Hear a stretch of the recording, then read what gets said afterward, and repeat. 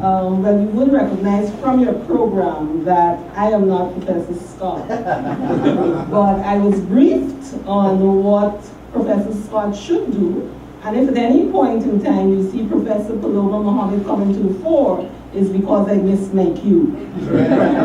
But, Honorable Minister, we are indeed pleased to have you to be a part of this important conversation, and we know that you would want to tell us what this whole process in terms of oil and gas and all its that it encompasses mean for us. This is a critical opportunity for all of us. I am extremely pleased too to have Mr. Ryan Alexander, who's currently the chair for the Berbice Chambers of Commerce, be a part of this team, and to hear that Ms. Kiran Matai has money to give to you. She continues to speak to the oil and gas sector. Mr. Daniel Sandoval, thank you so much for coming, and to the Mexican Embassy. We are indeed pleased at this level of cooperation and collaboration. Professor Suresh Narayan, as our director said, you are home. You are here to speak to the issues, and we look forward to having this conversation. I just want to lay out the rules of engagement for all of us, so that you know that I was advised and briefed that each speaker has 12 minutes. Now, if you go beyond that 12 minutes, the Vice Chancellor's Fund requires you to pay 100 US per minute. So that helps all of us in terms of the time management. What it also means for you, the listening audience, is that you have to be very careful in terms of thinking what is your best question to ask and what is your best comment that you would want to make, because we would want to engage as many persons as possible in this important discussion. But because you are not as wealthy as I think as those here, I'll have you pay 50 US if you go across the time in terms of speaking, because we want to hear your voices, but we want to hear as many voices as possible across the room. Okay? So now that we have that, and you see me wave this green wand, you know that your time is coming closer. When I put it down, you know that you need to stop. Okay? Good, so we are going to start first by having the Honorable Minister come to the podium and start the discussion. Ladies and gentlemen, Minister Trotman. Everyone, please stand up. Well, if I may, I'd like to start, Madam Chairperson, by saying thank you for the invitation. I'd like to recognize as well the vision and the innovation and the drive of our new Vice Chancellor, as I said to him before, in private, and I am proud to say in public, that I believe that his arrival has led to a renaissance. Yes. And so we're having these Tain and Turkeyen Tain in Berbice. And I am proud to be home. I was born here in New Amsterdam, and so I could not put Turkeyen before Tain, having come home. And so I will this afternoon refrain from reading from a prepared text. I know 12 minutes seems like a long time, but when you're a lawyer and a politician, it's like nothing. And so I'll say a few words, and I know that everyone is interested in oil and gas, and it is a pleasure to share the panel this afternoon. Senor Sandoval, Dr.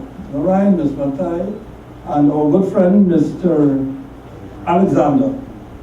I am here as Minister of Natural Resources. I am a lawyer by profession, and I have done a few other things. Oil and gas was not one of the few other things. And so, when His Excellency asked me to oversee this sector, he did not mention oil and gas, and neither did he mention natural resources. He said the national patrimony.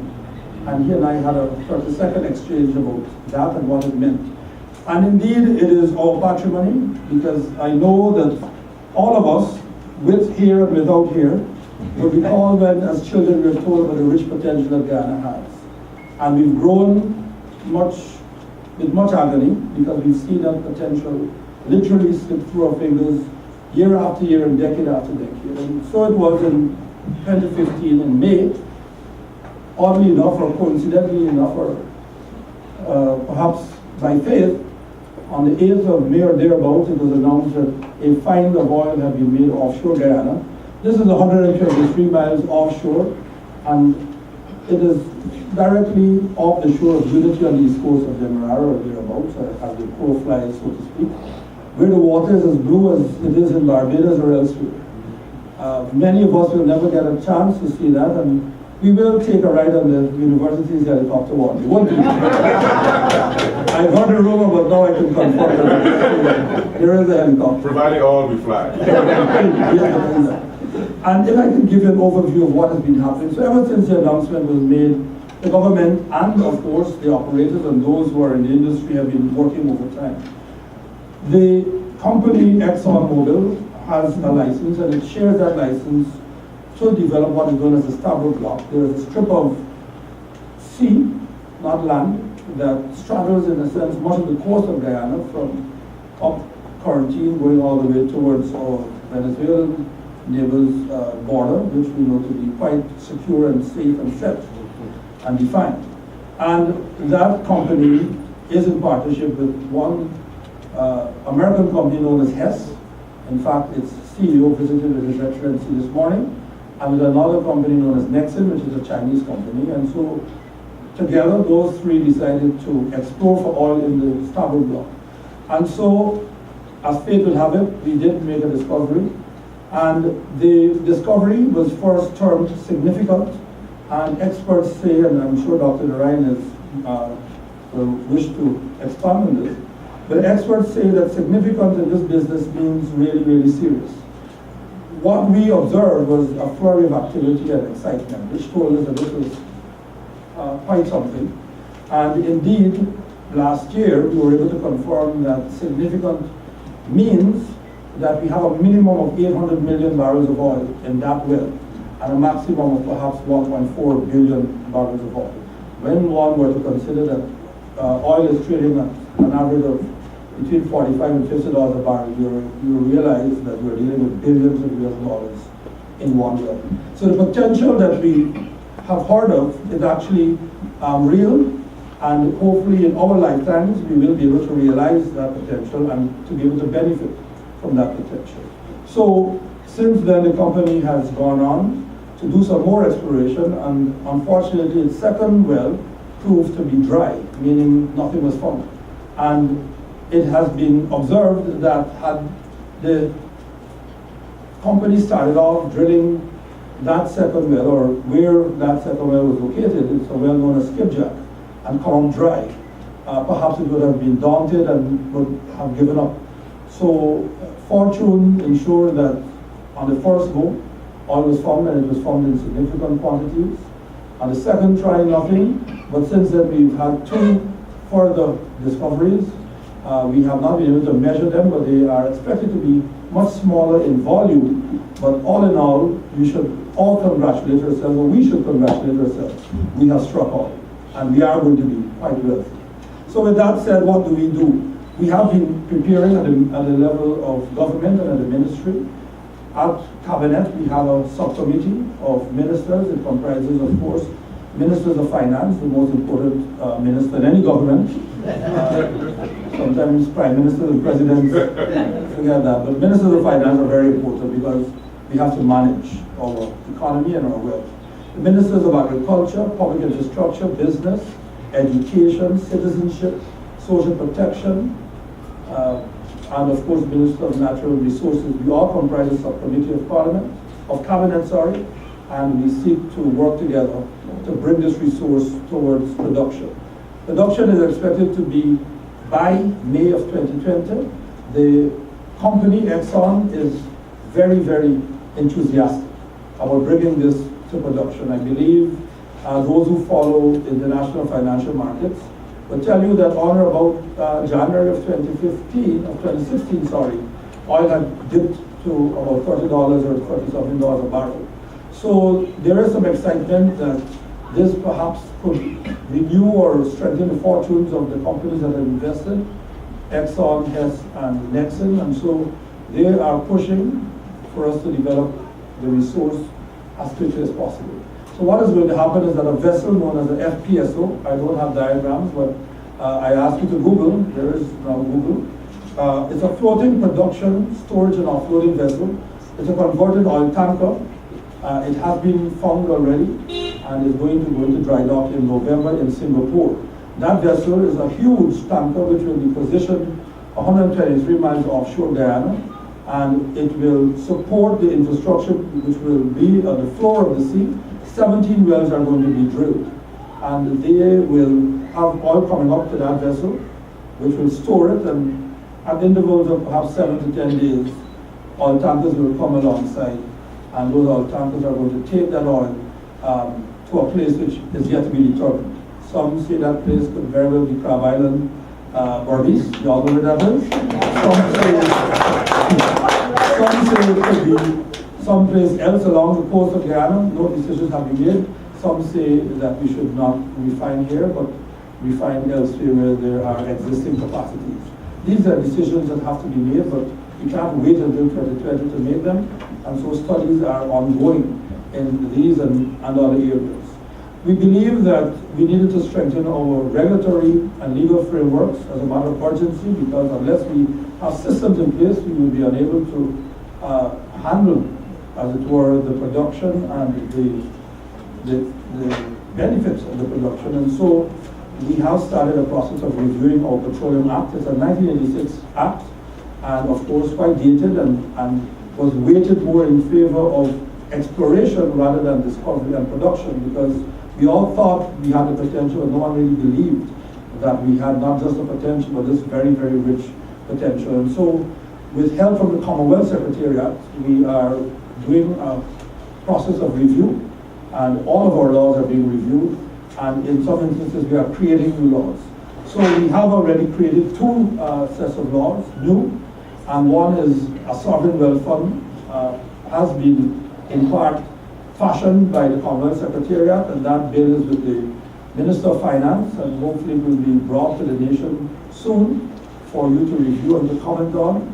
And if I can just give you some of its salient features, of course, every wealth fund is another word for just saying a place where you put money from your earnings, and we hope to be able to put money not just from oil, but from gold, from timber, from bauxite, from diamonds. A percentage of each of these should go into that fund. And the expectation is that the fund will be used for budgetary support. Simply, if you budget at the price of oil being $50 a barrel, and during the course of your budgetary year, the price drops to $35, to make up for that $50 shortfall, countries allow for the fund to be utilized. Secondly, we'd like to ensure that the fund is able to support infrastructural development. And of course, a country like ours, which has insufficient infrastructure, I'm told that Dr. Narayan had to take a boat to get over here this afternoon. We should be able to have high-span bridges that don't require bridges to close or open, depending on how we look at it, and just be able to have 24 hours traffic. We must be able to have roads, bridges, the best schools, the best hospitals, the very best. And so this is where we'd like to place much emphasis.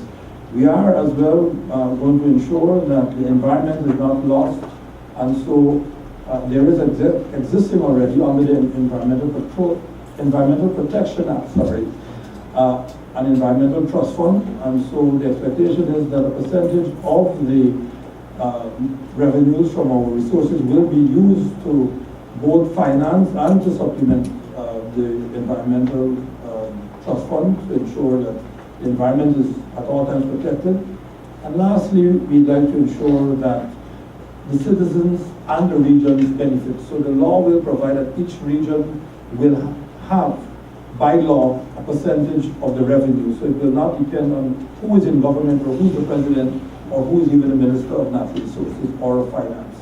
Every region shall receive a portion, and every citizen shall receive a portion based, of course, on some preconditions. So for example, we'd like to ensure that you are registered with the GRA. We want to ensure that your children are in school. We want to ensure that you are availing yourselves of the healthcare services. So just to receive a check may not be the way we will go, but we want to ensure that it is tied to something.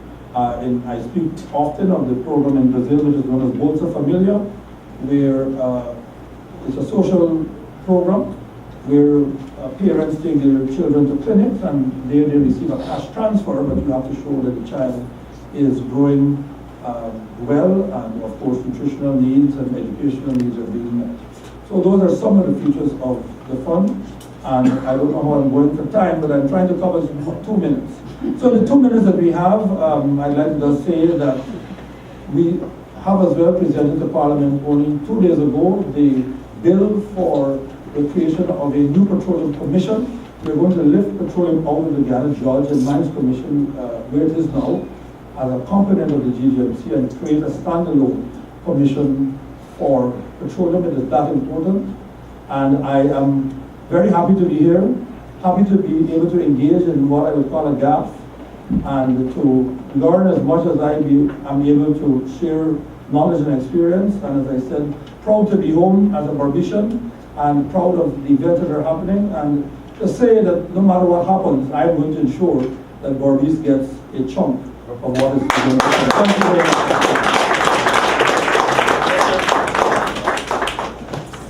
Leaders lead. So Minister kept his time. Thank you very much, Minister. And you heard some critical words: Crab Island, go back, Crab Island.